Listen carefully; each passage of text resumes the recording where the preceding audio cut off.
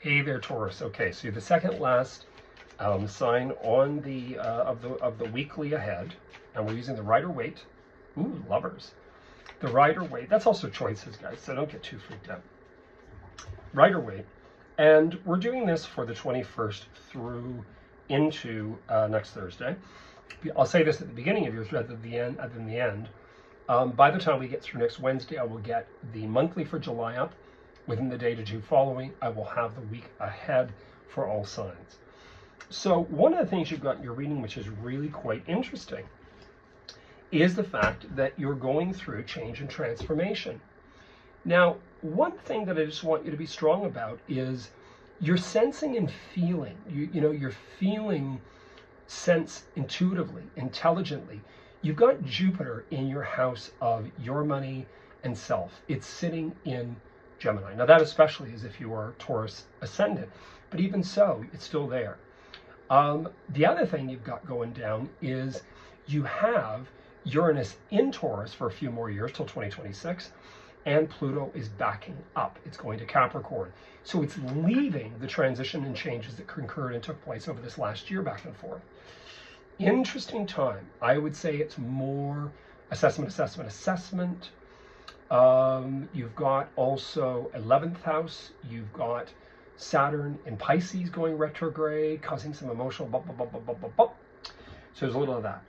Then you've got some things from the past arising. Now listen, it's summertime. So we get together with old friends, we get together with family, some we want to see, some we'd rather never want to see ever again. All I can tell you here is I would go and not get into deliberation or debate, because you have this about old friends, about people, about family, and you feeling a little stuck. You're sort of feeling, why in the hell am I here? I always say that. Why am I here? So I would just be a little bit cautious about that. This here is the Seven of Swords. Again, interesting energy, but remember, you're going through a lot of thinking, a lot of contemplating. Where do we go? What do we do? La, la, la.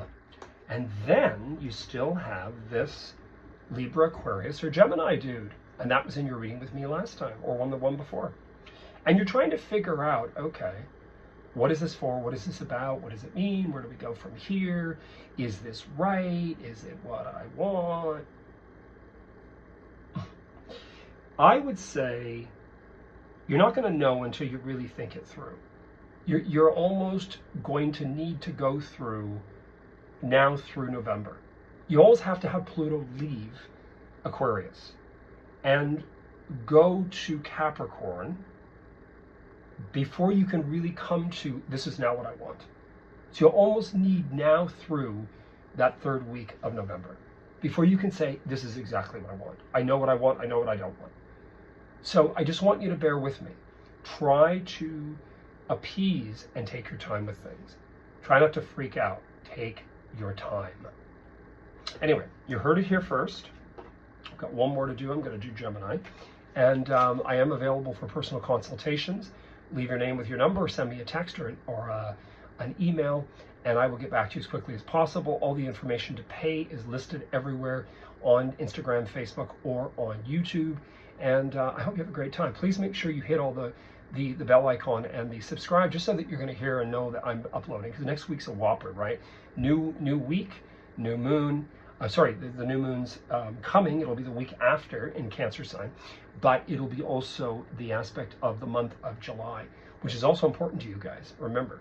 So that's also really influential, being your third house, presumably dependent upon your ascendant. I wish you guys all the best. You heard it here first. Cheers, and have a great weekend. Cheers.